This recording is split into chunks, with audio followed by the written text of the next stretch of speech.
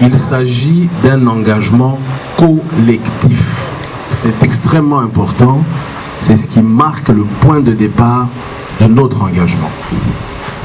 C'est un engagement collectif qui a été construit et bâti par plusieurs citoyens engagés, issus pour la plupart, et je dirais même la grande majorité, la totalité, de l'engagement citoyen et de la société civile. Ces compatriotes, ces citoyens ont décidé de s'engager pour ensemble mettre en place un véhicule, une dynamique politique alternative. Nous l'appelons un mouvement politique alternatif qui s'appelle Alternative Citoyenne, que nous avons créé sous forme d'un parti politique parce que la loi nous exige d'avoir un parti politique. Mais pour nous, il s'agit bien d'un mouvement politique. Ça, c'est la première chose à dire. Deuxièmement, qu'est-ce qui nous emmène en tant que groupe à mettre en place ce mouvement politique? C'est d'abord un constat. Le pays va mal, il va très mal. Il est en quasi-faillite. Si c'était une entreprise, comme je le dis souvent, le pays serait en faillite. Et de notre point de vue, cette faillite est due à quoi? Elle est due au fait qu'il a été mis en place ici, dans notre pays, depuis des décennies, un système de gouvernance que nous appelons un système de gouvernance prédateur. C'est ce système qui est caractérisé par la corruption, qui est caractérisé par le pillage systématique des ressources, par des détournements systématiques, par un groupe de personnes, un petit groupe de personnes, incarné selon nous par la quasi-totalité de la classe politique, qui nous a tous ensemble pris en otage au bénéfice de leurs intérêts personnels.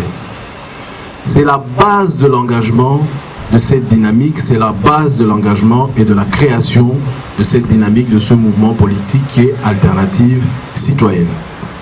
Donc, le fondement même de notre engagement est de dire, nous nous engageons aujourd'hui pour mettre fin à ce système, parce que tant que ce système va persister, il ne sera pas possible de développer le pays, il ne sera pas possible d'améliorer les conditions de vie des Congolais. Ce système, bien évidemment, gangrène l'ensemble de notre société et a été mis en place avec plusieurs mécanismes bien établis et bien élaborés. Ça, c'est donc la première des choses que nous aimerions préciser. Je répète, c'est un engagement collectif que personnellement je représente aujourd'hui en tant que candidat président de la République. Deuxièmement, notre vision politique est donc fondée aujourd'hui sur deux choses. Premièrement, sur l'engagement citoyen et la citoyenneté tout simplement. La nécessité pour les citoyens de s'engager pour que le pays aille de l'avant. Si les citoyens ne s'engagent pas, si chacun d'entre nous ne s'engage pas, le pays ne pourra pas changer, la situation ne pourra pas s'améliorer. Nous basons également donc notre vision sur la place que le citoyen lui-même prend dans l'espace pour qu'il y ait ce changement. Deuxièmement, nous avons basé notre vision politique sur le contrat social. Certains d'entre vous y ont déjà peut-être entendu parler de ce contrat social. Plusieurs acteurs qui ont participé à la création de cette dynamique politique, y inclus moi-même, ont pris une part active dans une campagne qui avait été appelée les consultations populaires Congo Tolingi. Congo Tolingi voulant dire en lingala le Congo que nous voulons, dont le principal objectif était de nous auto-consulter. Pourquoi nous auto-consulter? Extrêmement important. C'est parce que nous estimons que les acteurs qui sont là n'agissent pas pour résoudre nos problèmes et n'agissent pas, ne posent pas les actes qu'il faut pour s'assurer que les problèmes auxquels nous, citoyens, faisons face soient résolus. Ce travail, en réalité, de consultation est un travail politique qui aurait dû se faire par des acteurs politiques.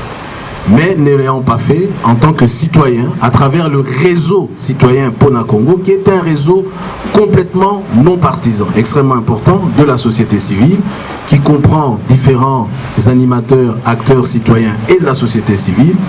Ce réseau, dont certains d'entre nous font partie, y compris moi-même, a organisé des consultations populaires pendant 2 à 3 mois dans 34 des 35 villes au Congo, avec certaines activités à l'extérieur, des rencontres citoyennes, à l'issue de laquelle, ou à l'issue desquelles plutôt, un contrat social a été élaboré. Ce contrat comprend 2 éléments. Premièrement, il identifie clairement et classifie les problèmes auxquels les Congolais font face. Deuxièmement, il priorise ces problèmes. Et enfin, il reprend des engagements. Il y a une charte d'engagement que les citoyens aimeraient voir les futurs animateurs prendre vis-à-vis des citoyens. Cette charte d'engagement a une vingtaine d'engagements qui sont simples pour d'autres, plus complexes pour d'autres, qui varient selon le secteur. Mais vous avez des engagements comme le fait de déclarer que tout candidat, en tout cas tout acteur politique, tout candidat, déclare ses actifs. Au jour d'aujourd'hui, les actifs ne sont déclarés que par les membres du gouvernement. Mais ce que nous voudrions, et c'est ce qui se trouve dans le contrat social, c'est que tout acteur politique d'un certain niveau déclare ses actifs et périodiquement mette à jour cette déclaration. Ce sont ce type d'engagements clairs qui doivent permettre au pays d'aller de l'avant qui se trouve dans ce contrat social. Et le parti Alternative Citoyenne s'est engagé fermement à travers ce contrat social, a souscrit officiellement et fermement et a donc engagé chaque candidat, dont certains sont ici, à respecter le contenu de ce contrat social. Donc ça c'est important. C'est également le soubassement de notre vision politique et de notre projet de société. Cela démontre également, renforce de mon point de vue les valeurs que nous voulons incarner aujourd'hui, celles qui sont 1, de la participation citoyenne, 2, de la prise en compte des problèmes réels des citoyens. Troisièmement, le parti politique Alternative Citoyenne a déposé des candidatures aujourd'hui à tous les niveaux. C'est ce qui renforce le fait de dire que ce n'est pas une aventure personnelle. Je tiens à le répéter et insister, c'est une démarche collective, c'est un engagement collectif. Nous avons déposé des candidatures à tous les niveaux. À la députation nationale, nous avons déposé plus de 324 candidatures dans 22 provinces. À la députation provinciale, nous avons déposé presque 400 candidatures. Au municipal, nous avons déposé plus de 330 candidatures. Nous avons aujourd'hui près de 1000 candidatures de citoyens, j'insiste, de citoyens engagés qui n'ont jamais eu d'activité politique reconnue ou active, mais qui ont décidé de s'engager pour que le Congo aille de l'avant. Ça représente également l'un des objectifs de notre dynamique, qui est celui de renouveler qualitativement la classe politique congolaise. C'est à travers notamment ces élections, nous espérons, avec ces différentes candidatures, qui sont représentées dans la quasi-totalité des provinces aujourd'hui, procéder au renouvellement de la classe politique. Donc, j'insiste, c'est une démarche collective. Excusez-moi. Micro. C'est une démarche.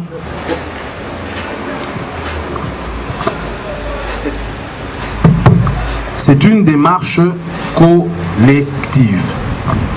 La dernière étape de notre processus a été l'organisation des primaires citoyennes. Comme vous le constatez, il y a toute une logique dans notre engagement collectif.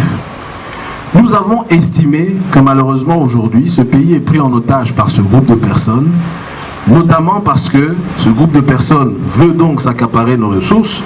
Et pour pouvoir y mettre fin, c'est pour ça que vous avez aujourd'hui toutes ces théories, ces théories d'autorité morale. Pour y mettre fin, c'est dans la manière de faire les choses que cela peut se faire. Nous avons donc dans notre processus décidé que notre candidat président proviendrait des primaires organisées au sein, entre guillemets, d'organisations de la société civile. C'est comme ça que nous avons pris part, et j'ai été délégué par le parti politique Alternative Citoyenne pour participer aux primaires qui ont été organisées par la plateforme citoyenne Alternative pour un Congo nouveau, plateforme qui se compose d'une vingtaine d'organisations de la société civile et qui a organisé les primaires que nous avons appelées tous les primaires citoyennes.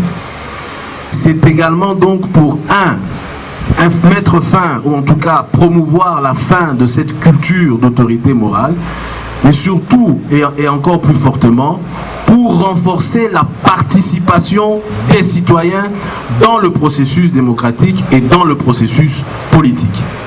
Ces primaires, comme vous l'avez probablement vu, se sont déroulées en 2 temps, premier tour et deuxième tour. Là également, c'est un symbole que nous avions voulu passer, parce que nous estimons que le pays doit revenir à 2 tours d'élection pour pouvoir renforcer la légitimité des acteurs politiques. Comme vous le savez, l'un des principaux problèmes auxquels fait face aujourd'hui le pays est un problème de légitimité des institutions et des acteurs. Si nous voulons renforcer cette légitimité, qui est un préalable pour le développement du pays, pour le changement, l'amélioration des conditions de vie, nous estimons qu'il est indispensable de revenir à 2 tours d'élection. Donc symboliquement, nous l'avons fait en 2 tours. Un premier tour où il y a eu 4 candidats et un deuxième tour où il y a eu un face-à-face. Et c'est à l'issue donc de ce processus que j'ai été désigné candidat président de la République. C'est également ce qui explique la raison pour laquelle ma candidature aujourd'hui est une candidature indépendante. C'est parce qu'elle va au-delà du parti politique Alternative Citoyenne qui m'a délégué à ces primaires. C'est une candidature que nous voulons être une candidature citoyenne et large. Sur la question de la société civile, j'y réponds déjà. Nous n'avons pas transformé les organisations de la société civile en partis politiques. Extrêmement important. La société civile, les mouvements citoyens doivent continuer à jouer pleinement leur rôle. Cela conforte et fait partie du processus démocratique. Il s'agit plutôt d'acteurs provenant de la société civile qui ont décidé aujourd'hui de faire le pas et de s'engager dans la politique active et partisane à travers notamment le parti politique Alternative Citoyenne. Ce point est extrêmement important parce que nous avons eu beaucoup de questions et beaucoup de préoccupations sur ces points. Donc, voilà un peu la genèse. Je pense qu'il était important de le rappeler. Tous ces événements ont eu lieu à des moments différents. Et il était important pour nous aujourd'hui de rappeler cette genèse, d'insister sur le fait qu'il s'agit, et je le répète encore, c'est un élément fondamental, d'un engagement collectif, d'insister sur le fait que nous avons mis en place, non pas un candidat, mais un mouvement politique. Ce mouvement politique, élément important que j'ai oublié de préciser, est représenté en grande majorité par des jeunes et les femmes. Les femmes représentent aujourd'hui plus de 40% de l'ensemble de nos candidatures, mais dans les circonscriptions de Kinshasa, par exemple, toutes nos circonscriptions sont représentées au minimum par 50% de femmes. Aux élections à la députation provinciale et aux municipales, toutes les circonscriptions, ou la quasi-totalité des circonscriptions, sont représentées au minimum par 50% de femmes. Donc, ce que nous disons, ce ne sont pas simplement des paroles. Nous disons, nous fonctionnons, nous évoluons, nous faisons les choses en lien avec notre vision et nos valeurs. Donc, il s'agit bien d'un mouvement politique des citoyens. Il s'agit bien d'une dynamique d'un parti, le Parti Alternative Citoyenne, et je dirais le Parti des citoyens qui s'est rassemblé pour mettre en place une alternative politique. Donc voilà un peu ce que je voulais partager avec vous. Et dans la suite de ce qui va arriver, pour comprendre la dynamique dans laquelle nous sommes, nous allons lancer aujourd'hui notre campagne citoyenne de mobilisation de fonds qui vous sera présentée par la suite. Ça fait partie de la suite logique de la manière dont nous faisons les choses. Cette question est souvent posée. Nous allons lancer une campagne innovante. Vous verrez dans les détails l'outil qui a été mis en place. Cette campagne est innovante et elle permettra vraiment à tous les citoyens de participer au financement, de soutenir l'évolution et le développement de cette dynamique alternative qui, je pense, est indispensable si nous voulons voir la situation du pays évoluer et aller de l'avant. Je vous remercie et nous sommes donc disponibles pour les questions. Merci. À quel type de citoyen vous adressez en lançant apparemment une campagne de fonds exclusivement en ligne tout en tenant compte, vous n'avez pas pris en compte le faible taux de pénétration de l'Internet ici au pays? Comment peut-elle arriver à adhérer? La deuxième question, Monsieur Angelini, vous êtes candidat président de la République. Quelles sont les motivations qui vous ont poussé de devenir président de la République, dans quelques lignes? Et alternative citoyenne, où peut-on la trouver ici à Kinshasa comme adresse physique? La radio s'est venue, merci. Vous nous avez parlé d'un système prédateur qui gangrène et qui bloque le développement de notre pays et auquel vous comptez mettre fin, que vous comptez combattre, mettre fin. Alors est-ce que vous pouvez nous dire comment vous comptez procéder pour combattre ce système et l'arrêter? Et est-ce que vous pouvez nous dire, vous pensez qu'en 1 ou 2 mandats, vous pouvez y arriver et nous donner un Congo nouveau, comme vous l'avez dit? Merci. Premièrement, au-delà de la plateforme, il y a le réseau simplement de membres et autres candidats du parti. Nous sommes aujourd'hui, comme je l'ai dit, représentés dans 23 provinces, si ma mémoire est bonne, et dans plus de 120 circonscriptions. Donc nous avons aujourd'hui des relais à travers toute la République. Et bien entendu, que ce soit en termes de levée de fonds, et je réponds directement à l'autre question, qu'en termes d'adhésion, nous allons continuer à utiliser les méthodes physiques qui sont utilisées partout, associées également donc à cet outil qui permet à chacun d'adhérer. Mais cet outil est intéressant parce que ça veut dire que nos candidats, nos membres et nos mobilisateurs, sensibilisateurs sur terrain peuvent procéder à un enregistrement d'adhésion avec leur téléphone partout. Donc là où il y a plus de difficultés, je pense que l'enregistrement physique continuera avec des formulaires qui seront ensuite transférés sur la plateforme. Mais nous espérons qu'avec cet outil, nous pourrons toucher plus rapidement plus de personnes à travers cet outil en ligne. Deuxièmement, représentativité des provinces. Comment faire adhérer? C'est ce que j'ai dit tout à l'heure. C'est-à-dire que l'adhésion se fait bien évidemment physiquement et en ligne. Maintenant, nous avons 2 options qui permettent de faire adhérer. Mais bien évidemment, l'option initiale d'avoir des points focaux, nos relais, nos bureaux à l'intérieur du pays reste et demeure. L'adresse du parti est ici. Vous êtes ici au siège du parti Alternative Citoyenne. C'est le siège social du parti Alternative Citoyenne. Donc l'adresse est ici. Le point de presse est organisé au siège du parti. Quels sont... voilà. Le système de prédation. Alors oui, ce système, il faut y mettre fin. Ce système est incarné par différents mécanismes.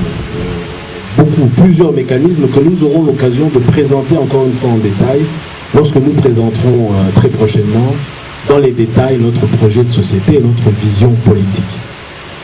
Ce système ne peut pas être détruit en un claquement de doigts. Personne ne peut vous mentir. C'est un système qui a été mis en place depuis des décennies, qui est ancré dans la société et donc qui va être détruit progressivement. Donc dire qu'en un mandat vous détruirez ce système serait utopique. Mais nous pensons qu'il faut commencer à travailler à la destruction de ce système. Nous devons nous libérer de ce système et nous pensons qu'il est possible d'arriver à moyen et long terme. Donc vous aurez tous les détails sur notre projet de société et notre stratégie de destruction, si je peux dire ça comme ça, de ce système. Dans les jours à venir, nous organiserons une rencontre spéciale sur notre projet de société et notre vision qui doit nous permettre non seulement de détruire, parce que là aussi, il ne s'agit pas simplement de détruire le système, mais le plus important ensuite, c'est de construire ou de reconstruire selon le pays pour que la situation s'améliore. Je pense avoir réagi... Oui, les motivations. Je pense avoir exprimé dans ma présentation toutes les motivations. J'insiste, cette candidature Je n'aurais pas été candidat s'il ne s'agissait pas d'une dynamique collective. C'est extrêmement important. Si nous n'avions pas collectivement pris l'engagement de nous engager en politique, je ne l'aurais pas fait parce que vous ne pouvez pas espérer mettre un terme ou détruire ou combattre un système individuellement. Vous allez y entrer, vous serez broyé, récupéré ou simplement neutralisé. Donc, c'est d'abord le fait d'y aller collectivement qui me pousse à y aller. Et pour toutes les raisons qui ont été données ici, nous avons parlé du pays qui est en faillite, nous avons parlé d'un système qui a été mis en place, nous avons parlé de la nécessité de renforcer l'engagement et l'implication des citoyens dans le processus démocratique. Et c'est la suite logique, je vais dire, de mon engagement citoyen au sein des mouvements citoyens. Comme vous le savez, j'ai coordonné le mouvement Filimbi entre 2015 et décembre de l'année dernière, où nous avons procédé au renouvellement de l'ensemble de la coordination du mouvement de manière, encore une fois, démocratique et dans le respect de la charte qui régit le fonctionnement du mouvement. Donc voilà. Notre analyse de départ est de dire qu'aujourd'hui, nous avons en réalité des acteurs qui se positionnent dans l'opposition politique ou dans la majorité politique selon leurs intérêts personnels. Dans un système politique véritablement démocratique, les positionnements dans un camp comme dans l'autre sont fonction des valeurs que vous portez, du projet de société que vous portez, de la vision que vous portez, qui devrait être différente de celle que les autres portent. Je ne sais pas si vous pouvez le faire, mais pour moi, il est difficile aujourd'hui, dans la classe politique de manière générale, de définir à quel niveau il se situe cette différente, je dirais idéologique, si on ne peut pas appeler ça comme ça, mais cette différence en termes de proposition. C'est comme ça que nous disons qu'aujourd'hui, nous avons affaire à un système dans lequel la quasi-totalité des acteurs se retrouvent. Donc, pour revenir à cette question de la candidature commune, le point n'est donc pas pour nous d'avoir une candidature simplement commune de l'opposition. Ce qu'il faudrait, c'est une candidature commune de toutes les personnes dont les valeurs et la vision sont communes. C'est extrêmement important. Au cas contraire, vous aurez une association de personnes qui vont s'associer pour des intérêts. Nous l'avons vu en 2018, nous avions une opposition qui avait officiellement, en tout cas, réussi à identifier un candidat commun, et la suite est connue. Cette suite est arrivée simplement parce que cette candidature commune a été mise en place, non pas sur base des valeurs et de la vision et des projets de société, mais elle a été mise en place sur base des intérêts personnels. Et donc, lorsque mon intérêt n'est plus garanti, je dis bien personnel, je peux me retirer de cette candidature commune. Donc, il faut, de notre point de vue, une candidature commune de toutes les personnes qui partagent, qui ont des valeurs quasi, si pas similaires, mais qui peuvent aller ensemble, mais surtout dont la vision et le projet de société peuvent être associés. Donc, voilà un peu la réponse que nous donnons par rapport à cette question, d'où d'ailleurs notre insistance sur la nécessité d'avoir des débats publics et des débats contradictoires. Nous avons écrit récemment à différentes structures, CESAC, CEPAS, le Top Congo, des médias, la CENI y compris, pour leur demander de nous aider, d'aider les candidats en organisant un débat ou des débats publics. Parce que là aussi, la question a été posée de combien on fait, comment fait-on pour organiser un débat avec 24 personnes. Ça, ce sont des questions opérationnelles. Vous organisez 3 débats, 4 débats, 5 débats, 10 débats, là n'est pas la question, mais il faut que des débats soient organisés, il faut que les candidats réagissent, présentent leur projet de société, et il faut qu'ils aient un débat contradictoire sur leur projet de société. J'ai entendu le président du CESAC parler de l'initiative qui dit que les candidats vont aller présenter leur projet en face d'un panel de journalistes. C'est bien, c'est une étape importante, mais nous estimons que ce n'est pas suffisant. Il faut que les projets puissent être en concurrence, que la population voit les différences à travers ce débat et qu'ensuite la population fasse le choix qu'elle doit faire. Et à partir de là, même la question de la candidature commune de l'opposition pourrait être réglée de la même manière. Parce qu'il ne s'agit pas, et je conclus par là, de rassembler des individus sur base de leurs intérêts. Il s'agit de rassembler des individus qui ont une vision et un projet commun. Merci. Oui, sur le contrat social. Alors, le contrat social, là aussi, j'ai une nuance que je dois apporter pour ne pas créer de confusion. Le contrat social n'a pas été mis en place ni élaboré par le parti Alternative Citoyenne. C'est important de préciser cela. Ça a été mis en place et élaboré par le réseau citoyen Pona Congo, qui est un réseau de la société civile.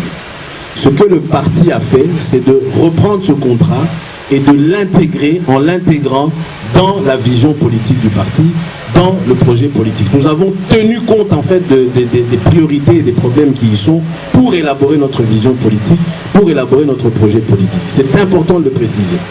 Et donc le contrat social est disponible, nous allons vous le retransmettre à chacun d'entre vous. Les 3 priorités du contrat social qui ont été élaborées et identifiées dans le processus contrat social sont les suivantes. Premièrement, c'est la question sécuritaire, de manière large. Dépendamment des zones, bien évidemment, à l'Est, vous aurez une question qui est liée aux groupes armés. À Kinshasa, vous aurez une situation sécuritaire qui est liée à nos compatriotes qu'on appelle communément les Kourouns et autres types d'insécurité.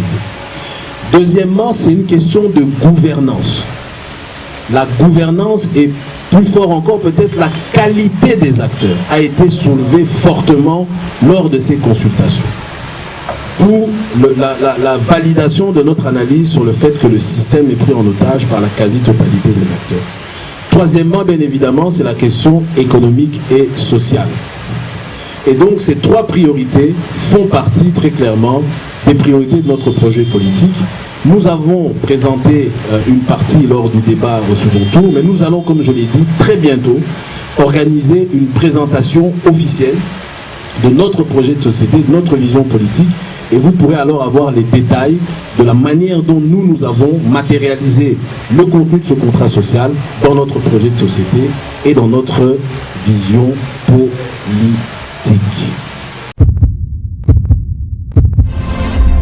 Dans sa nouvelle édition, Eshima Magazine met en lumière le travail réalisé par le ministre d'État au budget, Aimé Boji Sangara. Dans ses colonnes, le mensuel congolais revient sur le bilan de ce membre du gouvernement, Sama Lukonde 1 et 2, mais également sur son parcours et ses actions sociales réalisées principalement dans la province du Sud Kivu. À la une, élaboration des budgets 2022-2023, Aimé Boji aligne des chiffres historiques avec le rôle crucial que joue son ministère, c'est lui d'assurer la mise en œuvre de la politique du gouvernement en matière budgétaire. Aimé Boji Sangara a mis toutes les batteries en marche pour améliorer les prévisions budgétaires et la qualité de la dépense publique, tout en respectant le délai constitutionnel du dépôt des projets de loi des finances au Parlement. Sur les 2 exercices budgétaires, Aimé Boji a réussi à élaborer à temps les projets de loi des finances pour les exercices 2022 et 2023, ce qui avait permis au Premier ministre de les déposer dans le délai constitutionnel.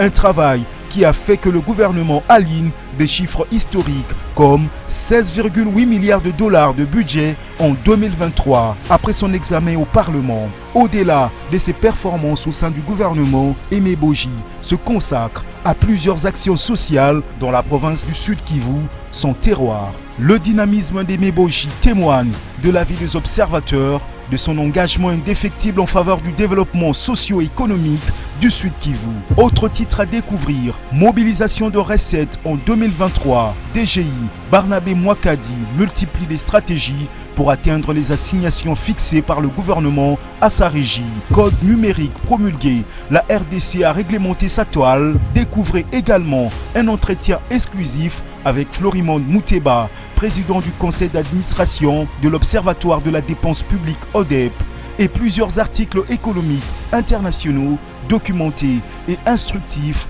dans les pages d'Eshima. Eshima Magazine, un nouveau standard d'information.